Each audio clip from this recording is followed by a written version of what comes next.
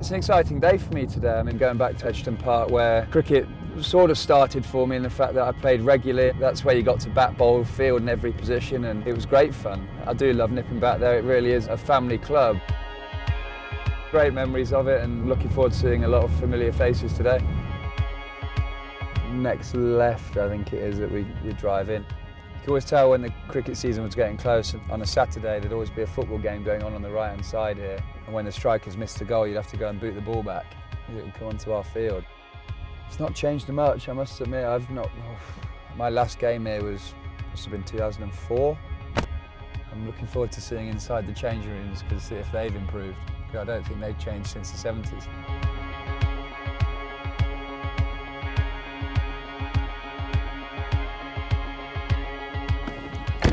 Where is he? Sorry I'm late, mate. Long way. Good to see you.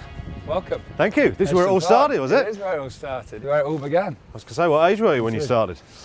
Quick cricket age, so 7 or 8 I think, and carried all the way through to 17 into the first team. Has it changed much? We never had covers, that's for sure. It was sawdust, that's what we went for.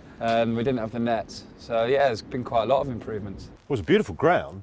I got stuck the wrong side of the river as I came in, and there's another one there. Did you tell me you used that to your tactical advantage sometimes? We did, yeah. We used to have a pinch-hitting opening batsman who used to try and hit their brand new ball into the river. You didn't get a new ball. We had a big fishing net. You get the ball out of the river, pour it out, dry it off a bit and throw it back. So the quicker you got the opposition's new ball into the river, the better you were.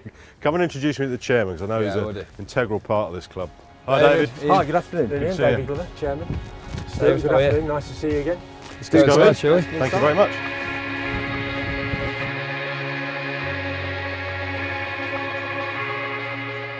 David, what are your memories of a young Stuart Broad here? A young Stuart Broad. Be good. In the late 90s, early 2000s, a young Stuart Broad. Bit of an all-rounder, really, in the second team. Obviously, we're nowhere near as tall as he is now, you know. Little lad, used to bowl these 6 or 7 overs up and down, didn't you? I had him in the second team until June 2003, I think, and then his rapid rise to fame took off. I believe he got a 50 somewhere for the second team one day, and that's the last I saw of him as second team captain. He was in the first team and on to much bigger and better things. But you couldn't get the new ball out of his hand, could you? No, like left arm. No, tried to bring the stumps into play. Specifically around this area, I mean, the tables are all nicely set out, the bars are beautifully clean, but that doesn't clean itself. Tables don't set themselves. What are the challenges of running a cricket club, and how dependent are you on people giving up their time freely? You've got to rely very heavily on the committee and other members of the club just to give up their time and say, come and give us a few hours and help us do this. So they don't give up their time, no club? Absolutely, absolutely. They are the heartbeat of the club, and you know, it's their unpaid help that keeps the club going. You're a few years away from playing golf every day because you've still got some cricket to play. Would you fancy coming back? Yeah, I mean, I try and get back. A couple of seasons ago, come and watch when I can. I've still got friends who play here, and the great thing about Egerton is it's a family club. I mean, I remember growing up that I'd come off the field and then all the kids would go on and play just in front of the clubhouse, and the parents would be having a drink in here, but then watching there and playing. And it's a very sociable club. It's the people around the club make it the club it is, and I think even opposition teams like to come back here. Like whenever I see people around, I see people at Lords and Old Trafford who say, "Oh, I played against Edon. What a club that is! What a really nice club that is." When people enjoy coming here, then people will keep coming.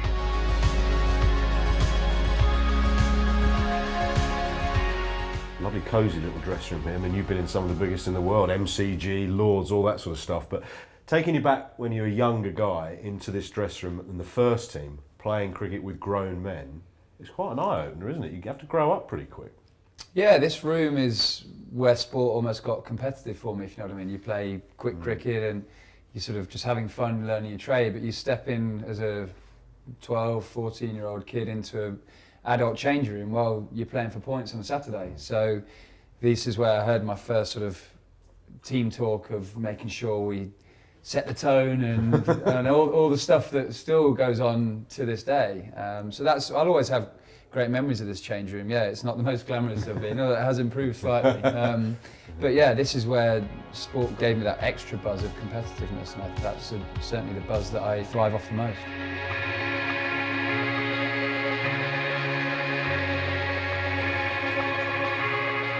Well, as you do at a cricket ground, grab a brew, let's go for a walk around the boundary at this gorgeous cricket club. But it's not just about the players that turn out and play on a Saturday. There's a lot of people behind the scenes that have to give a lot of time to make it all happen. Yeah, very much so. I mean, look at the wicket. You've got groundsmen to prepare the wicket all week. Lovely outfit, all cut. You need a lot of people who love the club, who like coming down to help the club. A lot of it is giving up their time. You know, with cricket, it is a long-hour game, isn't it? So you need people to give up their Saturdays. Here at Egerton Park, it was quite a famous place for the teas because it's Melton Mowbray is the home of pork pies and Stilton cheese, and so our opening batsman never used to score a run after tea. But I think it's quite a behind-the-scenes job, isn't it? I think they deserve a huge amount of credit for what's in place at cricket grounds to let people enjoy not just playing but also coming to watch as well. And someone's also got to do the scoring. Somebody told me that you used to like scoring, is that right? I used to find it quite relaxing, yeah, making sure I had a really neat scorebook.